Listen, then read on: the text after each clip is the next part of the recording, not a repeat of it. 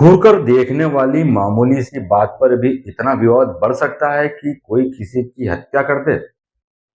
सुनने में तो बड़ा अटपटा लगता है, मगर मंदसौर में बीती शाम को शुक्ला चौक में यही हुआ।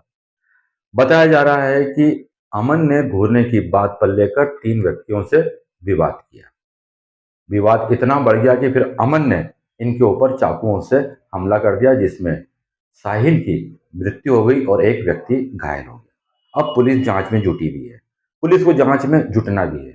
आखिर क्या कारण है कि मंदसौर के अंदर एक के बाद एक चाकूबाजी की घटनाएं हो रही हैं और दूसरे अपराध तो अपनी जगह पर है ही। क्या पुलिस का खौफ खत्म हो गया है, या लोगों या फिर लोगों के अंदर इतनी शक्ति नहीं बची है कि वह किसी बात को सहन कर सकें? दोनों ही पहलुओं पर गौर करने की जरूरत है। आज की आपाधापी और भागम भाग वाली जिंदगी के अंदर लोगों के अंदर सहनशीलता खत्म हो रही है, बात तो जग जाहिर है। मगर इसका यह मतलब तो नहीं है कि छोटी छोटी बातों पर हम विवाद को इतना बड़ा कर दें कि किसी की हत्या करते हैं। या फिर दूसरे पहलू पर बात करें तो क्या मंदसौर के अंदर से पुलिस का खौफ पूरी तरह से खत्म हो गया है? पुलिस का डर किसी के दिल में बचा नहीं है। आम सीधा सादा व्यक्ति तो पुलिस और थानों के नाम से डरकर ही चलता है। वो सड़कों पर वाहन भी चलाता है तो डरकर चलाता है कि कहीं कोई वाहन उससे टकरा न जाए या वो किसी से न टकरा जाए, नहीं तो बिना बात का बखेड़ा खड़ा होगा। वहीं हम मंदसौर के विभिन्न क्षेत्रों की बात करें तो बेखौफ ऐसे वाहन चालक हमें फर्राटे से गाड़ी दौड़ाते हुए चलते हुए नजर आते हैं। आप उनसे कुछ बोलो तो लड़ने के लिए खड़े हो जाते हैं। ये वानगी है पुलिस के खौफ के खत्म होने की। वहीं सड़कों के किनारे जाम लगा रहता है, बेतरतीब वाहन खड़े होते हैं, चाहे वो 2 पहिया वाहन हो, चाहे 4 पहिया वाहन। आप किसी भी व्यक्ति से, चाहे वो गरीब श्रेणी का व्यक्ति हो, श्रमिक श्रेणी का व्यक्ति हो या फिर रसूखदार हो, आपने उनसे वाहन हटाने की बात कही नहीं, झगड़ा तैयार हो जाता है।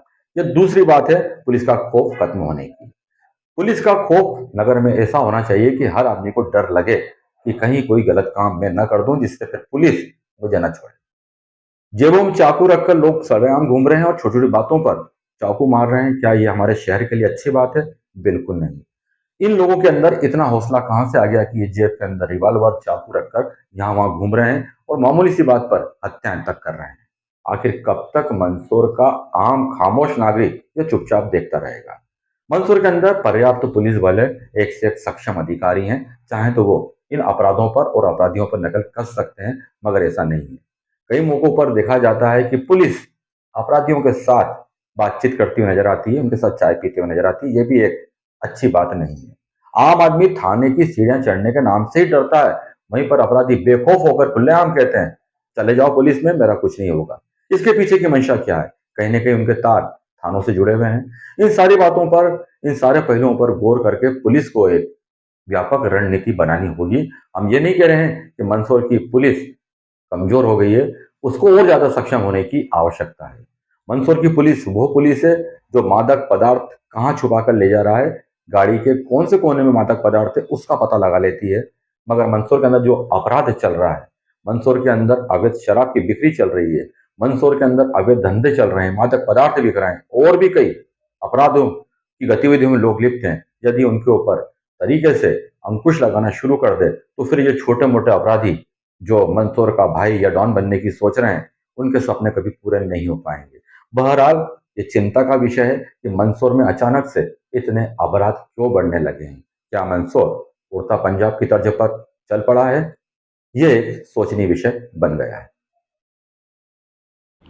आज जो चाकूबाजी की घटना हुई, कितने लोग घायल हुए, क्या हुआ? मदारपुरा के रहने वाले 3 व्यक्ति हैं, साहिल, रहीम और एक अमन। इन लोगों का शुक्ला चौक पर एक दुकान है, इसके पास में लोग बैठे हुए थे। आपस में घूरा घूरी की बात पर से लेकर अमन ने साहिल को और रहीम को चाकू से वार करके घायल कर दिया, जिसमें साहिल की अस्पताल ले आते समय मृत्यु हो गई है और रहीम भी घायल हुआ है। घटना के पश्चात अमन यहाँ से भाग गया है, जिसकी हम लोग तलाश कर रहे हैं। घटना स्थल पर खून फैला हुआ है, अन्य आवश्यक साक्ष्य भी मौजूद है जिनको पुलिस संकलित कर रही है। हत्या का अपराध दर्ज कर रहे हैं और आरोपी को शीघ्र गिरफ्तार करके न्यायालय पेश किया जाएगा।